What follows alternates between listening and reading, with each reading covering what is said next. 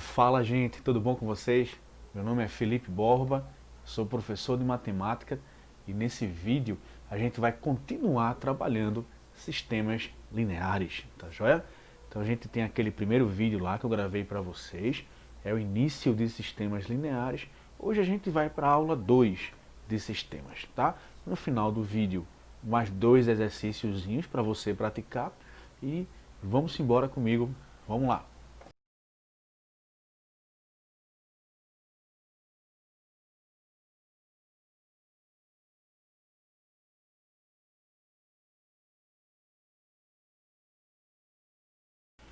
Então a gente vai falar sobre esse teorema de Cramer, que é uma técnica de resolução de sistemas lineares.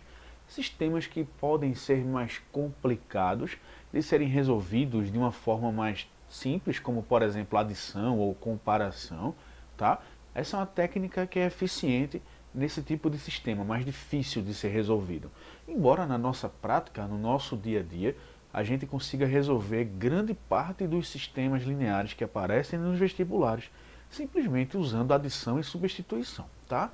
Mas vamos lá, é um teorema interessante, tá? Eu não vou nessa aula demonstrar muita coisa para vocês, eu vou tentar ser o mais prático possível. Então o teorema de Cramer, eu vou partir do princípio prático para trabalhar com vocês, tá? Vou ensinar na prática o que é que a gente vai ter que fazer. Então eu vou mostrar um sistema para vocês, ó, dado o sistema abaixo, que é esse sisteminha aqui, a gente quer resolver esse sistema usando o teorema de Cramer, certo? Esse sistema daria para resolver por substituição e adição, sem grandes dificuldades até, tá gente? Eu acho que é até melhor nesse tipo de sistema, mas eu vou usar esse sistema que não é tão difícil para a gente entender a lógica, a ideia desse teorema de Cramer, tá? Então vamos lá. Então a primeira coisa é o seguinte, o primeiro passo para a gente resolver o sistema usando o teorema de Cramer é escrever o sistema na forma matricial, tá? Ou seja, é pegar os valores, as letras e colocar na forma de matrizes, tá certo? Mas a gente vai fazer isso de maneira organizada, tá? A gente vai fazer o seguinte, a gente vai pegar uma matriz com os coeficientes, essa matriz eu vou chamar de matriz A, eu vou pegar uma matriz com os termos independentes, que eu vou chamar de uma matriz B, certo? A matriz das incógnitas não é necessário escrever nesse teorema de Cramer.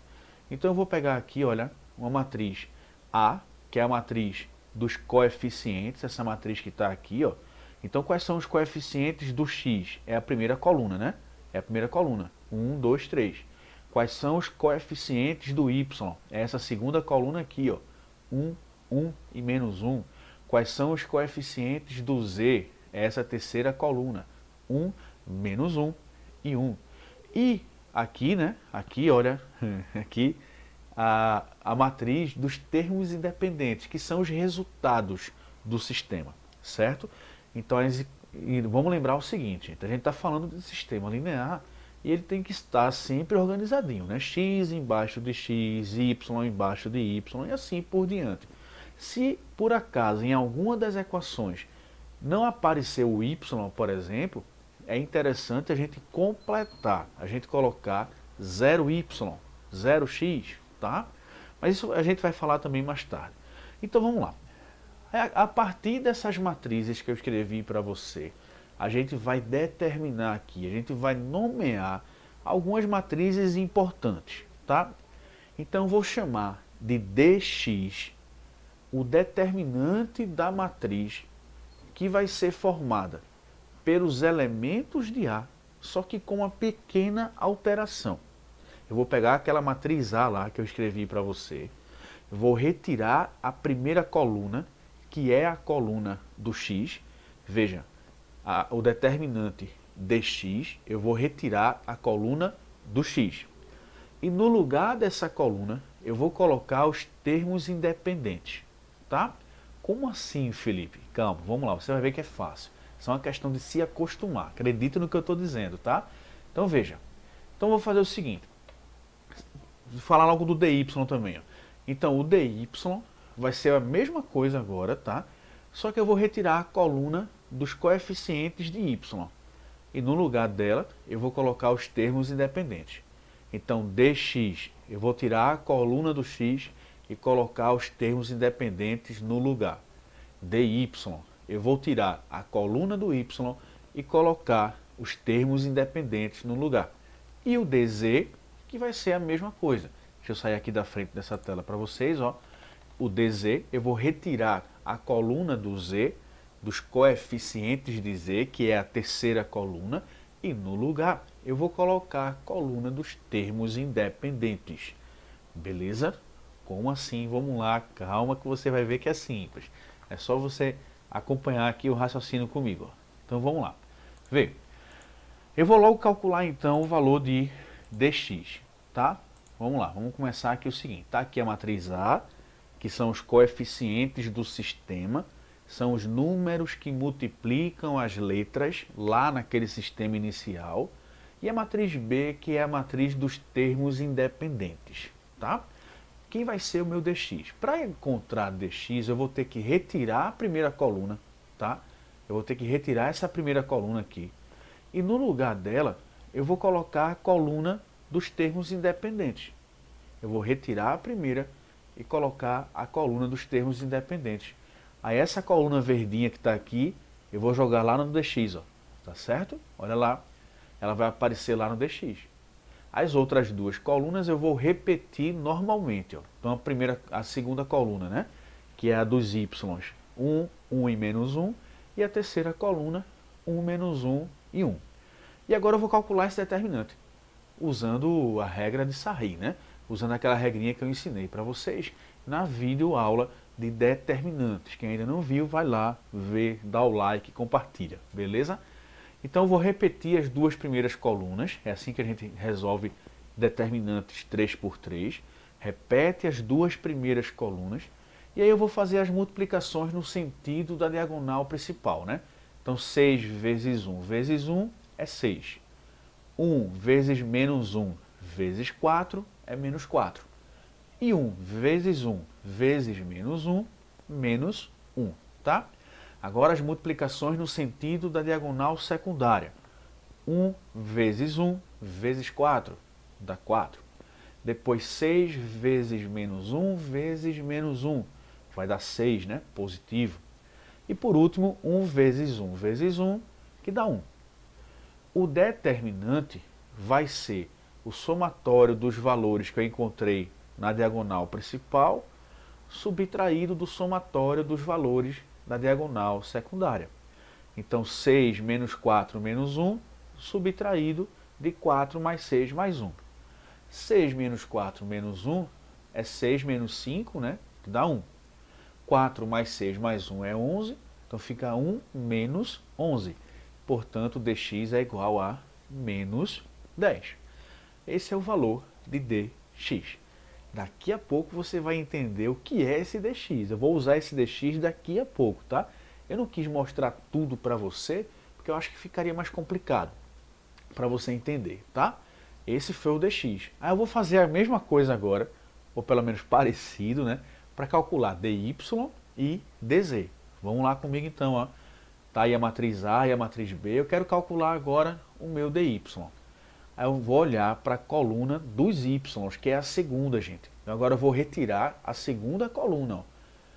E no lugar da segunda coluna, eu vou colocar a coluna dos termos independentes. 6, 1 e 4. Tá lá, ó. Beleza?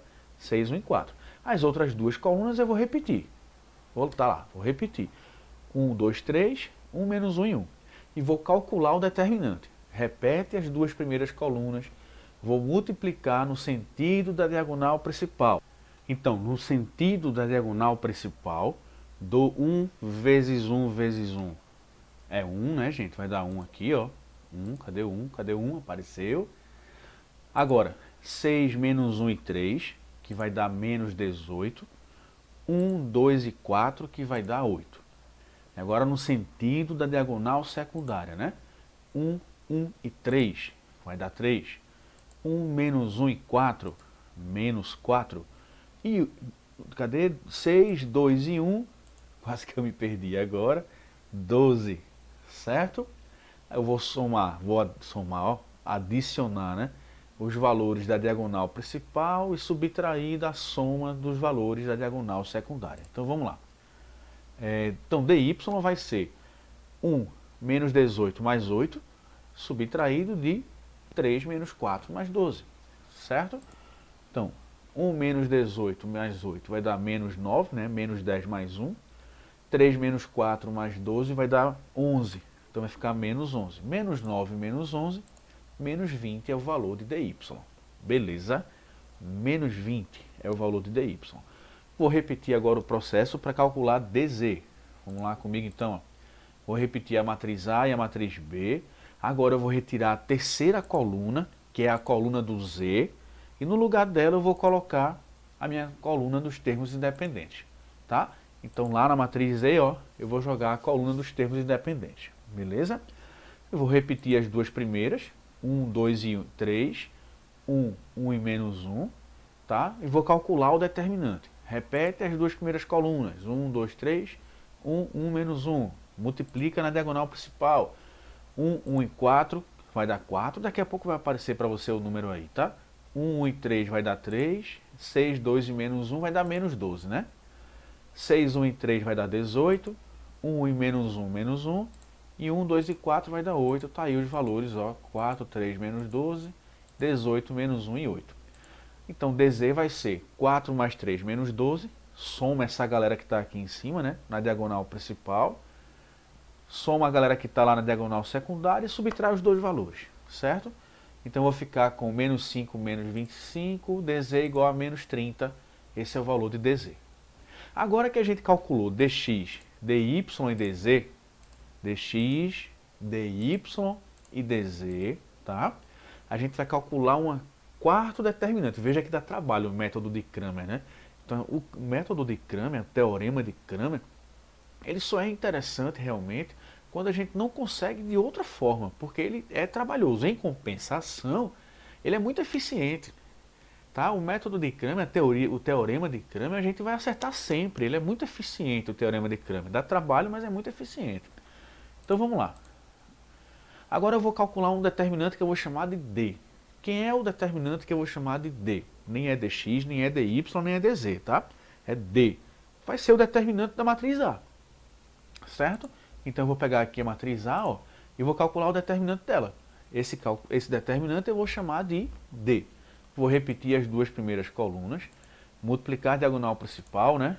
1 em 1 vai dar 1, aí 1 menos 1 em 3, menos 3, 1, 2 e menos 1, menos 2, certo?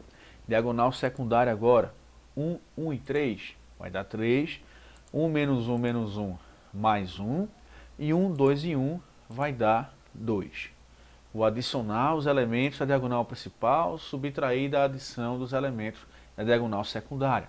Então 1 menos 3 menos 2, subtraído de 3 mais 1 mais 2. Certo? 1 menos 3 menos 2 é menos 4, né? 3 mais 1 mais 2 é 6. Então menos 4 menos 6 que vai dar menos 10. É o valor do D. É o determinante da matriz A. Certo? E agora, gente, a gente vai finalizar esse teorema de Cramer depois de tanto trabalho, né? E aí veja como é simples agora. Vê só, eu acho arretado esse método de Cramer, não vou mentir para vocês não, eu acho massa. Então a gente vai calcular agora x, y, z pelo teorema de Cramer. O que é que o teorema de Cramer diz? Dados dx, dy, dz e d, esses quatro determinantes que a gente encontrou. O teorema de Cramer vai dizer que x é dx sobre d, y é dy sobre d e z é dz sobre d. Ficou fácil agora, não ficou? Então quem é x, minha gente? X vai ser menos 10 sobre menos 10, x igual a 1. Quem é y? Y vai ser menos 20 sobre menos 10, menos 2. Aliás, 2 positivo, né? E quem é o z? Deixa eu sair aqui da frente para poder você ver o z direitinho. Quem vai ser o z? O z vai ser menos 30 sobre menos 10, z igual a 3. Essa é a solução do sistema, tá? É a tripla ordenada, né? É a tripla ordenada. 1, 2 e 3. Resolvi usando o teorema de Cramer. E agora é com vocês, tá? Agora é com vocês. Agora eu vou colocar aqui alguns exemplos, ó. E eu vou querer que você tente. Tá aqui o primeiro, ó. Resolva esse sistema aí, usando o Teorema de Cramer, tá, gente? Para você aprender. Você pode até tentar resolver de duas formas também. Eu acho interessante fazer isso. Sempre que o meu professor dizia para eu resolver de duas formas, eu sempre resolvia. Sempre gostei de desafio na matemática. Tente resolver de duas formas, mas veja logo pelo Teorema de Cramer, que é o que você está aprendendo agora, tá? Então resolva pelo Teorema de Cramer aí. E a segunda questão aqui, ó, também para você resolver pelo Teorema de Cramer. Beleza? Depois eu vou gravar um vídeo para você colocando os resultados, as respostas disso aí. Gente, espero que você tenha gostado. Grande cheiro para vocês, tá? Até a próxima. Se inscreve no meu canal, não esquece disso não, é importante para mim. Dá o like também, tá? Cheiro grande.